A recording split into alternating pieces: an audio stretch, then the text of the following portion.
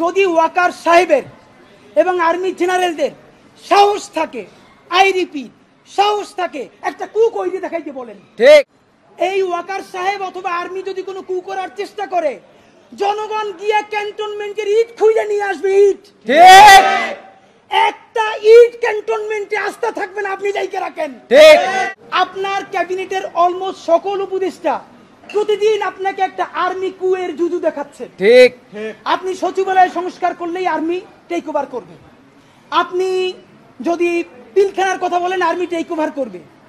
এইটার একটা প্রমাণ কি দিয়েছে?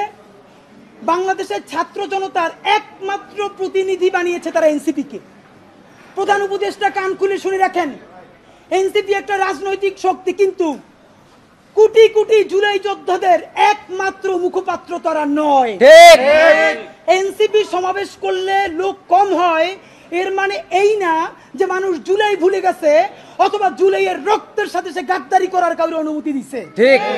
বরং এনসিপির সাথে লোক কম হয় এর বড় বাস্তবতা হলো তারা মনে করে বিএনপি বা জামাতে ইসলামী ঠিক যেভাবে জুলাইকে বিভিন্নভাবে বিজনেসের মডেলে নিয়ে এসেছে, এনসিপিও এখন সেটাই করছে, তাই যারা এনসিপির সমাবেশে আসে না। ঠিক। কিন্তু এই মানুষ, কোটি কোটি মানুষ এখন পর্যন্ত রাস্তায় নামতে প্রস্তুত যদি আপনি একটা বিপ্লবী ভাষণ দিয়ে জনতার পক্ষে সংস্কারের আপার হ্যান্ড নিয়ে নিতে পারেন। প্রধান উপদেষ্টা আপনাকে বলি, আপনার উপদেষ্টারা সারাক্ষণ জুজুর ভয় দেখায় না? আপনারে বলি, একটু কান দিয়ে শুনেন। যদি ওয়াকার সাহেবের এবং আর্মি জেনারেলদের সাহস থাকে, আই রিপিট সাহস থাকে, একটা কু কইরে দেখাইতে বলেন। ঠিক।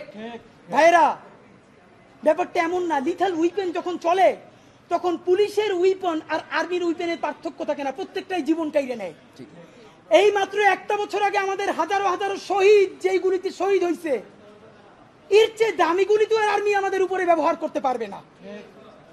আপনি মনে রাখেন, এই ওয়াকার সাহেব অথবা আর্মি যদি কোনো কু করার চেষ্টা করে, জনগণ গিয়ে ক্যান্টনমেন্টের ইট খুঁজে নিয়ে আসবে। ইট। ঠিক। একটা ইট ক্যান্টনমেন্টে আস্থা থাকবে না, আপনি যাইকে রাখেন। ঠিক। আপনি কারে ডরান? আপনি ভোট নেন।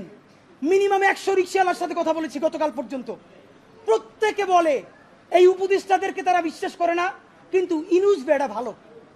এর মানে সারা বাংলাদেশের জুলাই যোদ্ধারা, জুলাইয়ের পক্ষের শক্তিরা আপনার মুখটা দেখা এখন পর্যন্ত এই সরকারের একটা হাত ধরে রাখছে। কিন্তু এই উপদেষ্টাদের কেউ কেউ ইতিমধ্যে রাজনৈতিক দল যারা সামনে ক্ষমতায় আসবে তাদের সাথে নেগোসিয়েশন করে কেউ সামনে আইনমন্ত্রী হবে, কেউ অন্যান্য মন্ত্রী হবে, কি কি হবে এইটা পাকাপোক্ত কইরা এখন তাদের জবানে আমাদের ঘোষণাপত্র লিখে দেয়। ঠিক। এখন সেই ক্ষমতায় যারা আসবে সেই দলের মুখপাত্র হয়ে তারা এই সরকারের মধ্যে কাজ করে।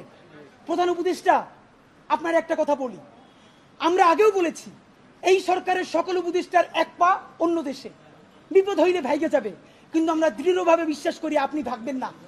এর প্রমাণ, আপনি যদি ভাগতেন পৃথিবীর কোন দেশ আপনারে রাখতে চায় না বলেন? তাহলে হাসিনার আমলেও 10 তলা বিল্ডিং বাইয়া আপনার আদালতে হাজিরা আপনি দিতে আসতেন না। ঠিক। আপনি তখনই বিদেশ থাকতে পারতেন।